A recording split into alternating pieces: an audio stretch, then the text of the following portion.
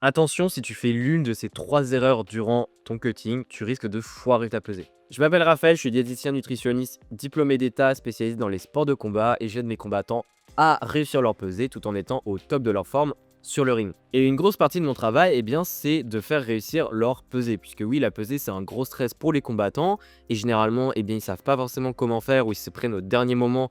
Et c'est quelque chose qui est plus stressant que le combat même. Et donc, dans cette vidéo, je vais t'expliquer 3 erreurs à ne pas faire justement durant ton cutting, c'est-à-dire durant la perte de poids pour réussir ta pesée. Comme ça va t'éviter de les faire et ça va te limiter le stress que tu as pour réussir ta pesée. Si tu veux encore plus diminuer ton stress et avoir mon aide pour justement réussir ta prochaine pesée en ayant une stratégie complète, n'hésite pas à cliquer sur le premier lien dans la description de la vidéo pour qu'on ait un appel gratuitement ensemble et qu'on puisse en discuter ensemble de comment avoir la meilleure stratégie possible pour ta prochaine pesée. Ok, alors maintenant la première erreur, c'est de confondre le cutting et la perte de poids. J'en ai déjà parlé dans cette vidéo juste ici, où je t'explique d'ailleurs dans cette vidéo la différence entre les deux, donc je t'invite à aller la regarder. Mais globalement, confondre les deux, c'est quelque chose qui peut te faire foirer ta pesée directement. Puisque oui, perte de gras doit se faire toujours avant un cutting et pas l'inverse.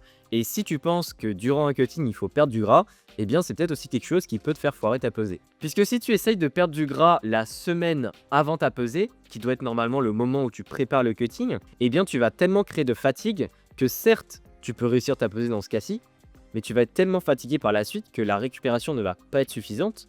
Et donc, durant ton combat, tu vas être tellement fatigué que ça va être compliqué de gagner. C'est pour ça qu'il faut vraiment comprendre que perdre de gras, c'est perdre du gras, donc c'est long terme, c'est quelque chose qui doit se faire plusieurs semaines, voire plusieurs mois avant.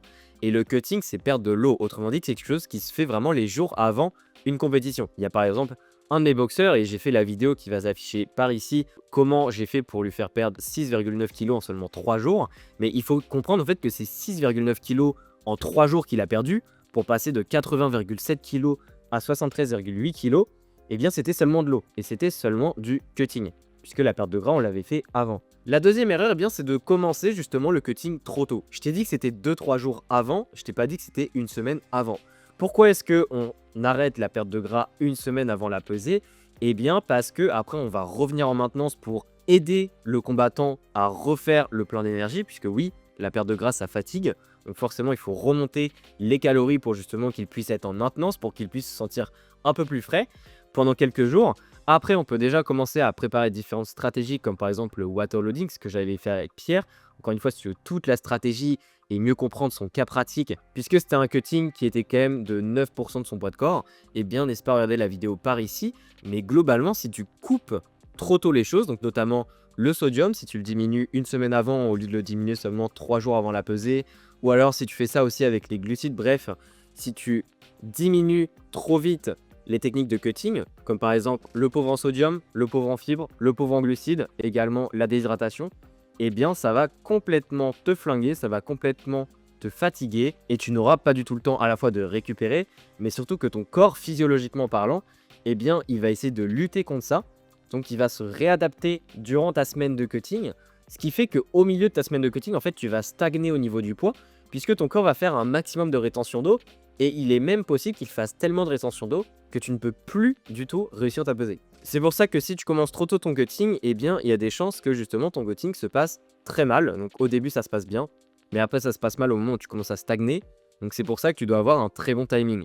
Et au niveau du pauvre en sel, je fais une vidéo qui s'affiche par ici sur ce sujet. Le pauvre en glucides, une vidéo qui s'affiche sur ce sujet par ici. Et le pauvre en fibres, je t'ai fait aussi une vidéo qui s'affiche par ici sur ce sujet. Comme ça, au moins, ça n'a plus de secret pour toi et tu peux tout mettre en place comme il faut. Et la troisième erreur, c'est de ne pas préparer la récupération. Alors oui, certes, dans la vidéo, je t'ai dit que c'était 3 erreurs qui vont faire foirer ta pesée. Celle-ci, techniquement, pas vraiment, puisque ça peut te faire réussir ton cutting sans problème et donc réussir ta pesée. Mais par contre, si derrière ta récupération n'est pas préparée, c'est sûrement ton combat que tu vas foirer. Puisque si tu fais un cutting qui est assez élevé ou si tu as beaucoup de poids à perdre de manière globale, tu es sûrement très déshydraté, tu as sûrement très peu de stock de glycogène qui reste, tu as également une quantité de sodium qui est beaucoup plus faible et donc ton corps en a besoin.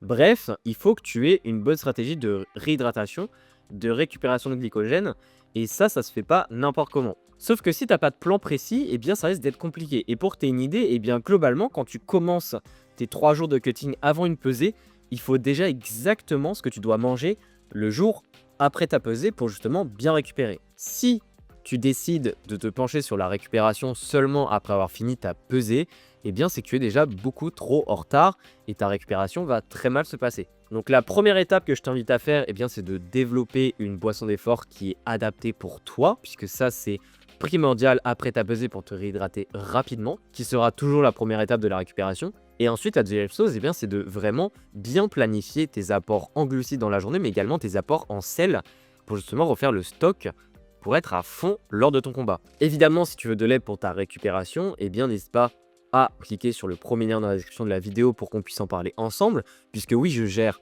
les pesées, mais je gère également les récupérations post-pesées pour permettre à mes combattants d'être au maximum de leur forme sur le ring. Pour conclure, eh bien, les 3 erreurs, comme je te l'ai expliqué, c'est la première de confondre la perte de gras avec le cutting, la deuxième de commencer le cutting trop tôt, et la troisième, eh bien, de négliger totalement la récupération. Si tu évites ces 3 erreurs-là, bravo, tu es en avance sur 80% des combattants. Et je peux te dire que ça va t'amener beaucoup d'avantages sur le ring. La prochaine étape que je t'invite à faire, en plus d'éviter ces erreurs-là, eh bien, c'est de t'abonner à la chaîne pour justement ne pas louper les prochaines vidéos et les prochaines stratégies, notamment de cutting, mais également de récupération. Bref, plein de choses sur la nutrition liée au sport de combat.